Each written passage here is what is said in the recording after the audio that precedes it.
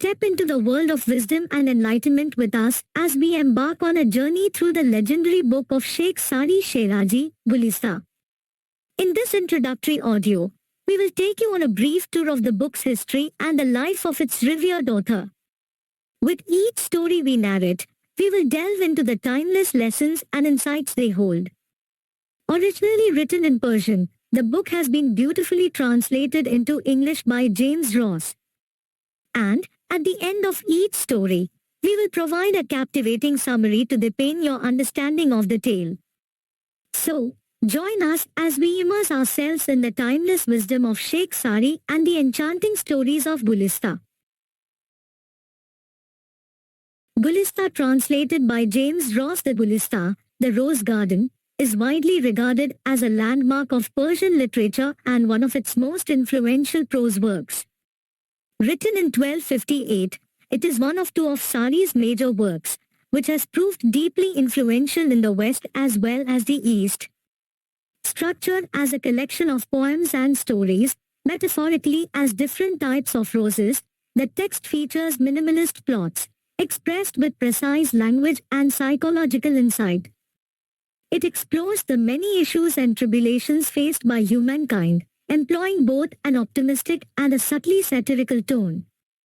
The collection is widely quoted as a source of ancient wisdom. One of the most well-known aphorisms from the Gulistan, which is still known today in the Western world, concerns the concept of sadness when one has no shoes, until one meets the man that has no feet, whereupon I thanked Providence for its bounty to myself. In his introduction, Saadi describes how a friend persuaded him to go out to a garden on 21st April 1258. There the friend gathered up flowers to take back to town. Saadi remarked on how quickly the flowers would die, and proposed a flower garden that would last much longer. The poet then tells us that, on the same day I happened to write two chapters, namely on polite society and the rules of conversation, in a style acceptable to orators and instructive to letter writers. In finishing the book, Saadi explains that, though his speech is entertaining and amusing, it is not hidden from the enlightened minds of Sahib Dils, possessors of heart, who are primarily addressed here, that pearls of healing counsel have been drawn onto strings of expression, and the bitter medicine of advice has been mixed with the honey of wit. Following this introduction, the Gulistan is divided into 8 chapters, each consisting of a number of stories and poetry. The stories are often brief and are accompanied by short verses, representing the words of the protagonists or the author's perspective. Since there is scant biographical information about Saadi outside of his writings, his short, apparently autobiographical tales have been used by commentators to build up an account of his life. One of the most widely read books of world literature, the Gulistan has been admired for its inimitable simplicity and elegant Persian prose, from the time of its composition to the present day. The text has been studied in much of Asia, whilst in Persian-speaking countries its proverbs and aphorisms appear in every kind of literature and continue to be current in conversation, much like how Shakespeare is frequently found in modern-day English. The Gulistan has been significant in the influence of Persian literature on Western culture.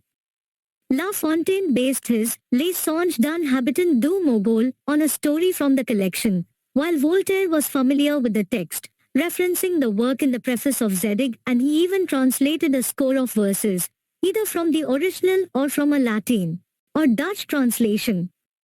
Sir William Jones advised students of Persian to pick an easy chapter of the Gulistan to translate as their first exercise in the language.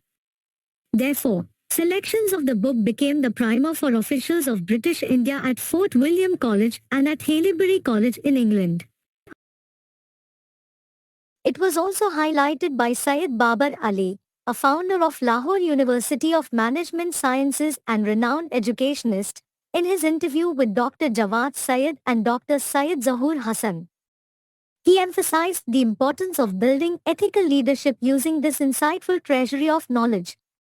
Dr. Jawad Syed also assigned it as a group assignment for his class to link these historical tales with contemporary corporate scenarios and appreciate their ongoing relevancy.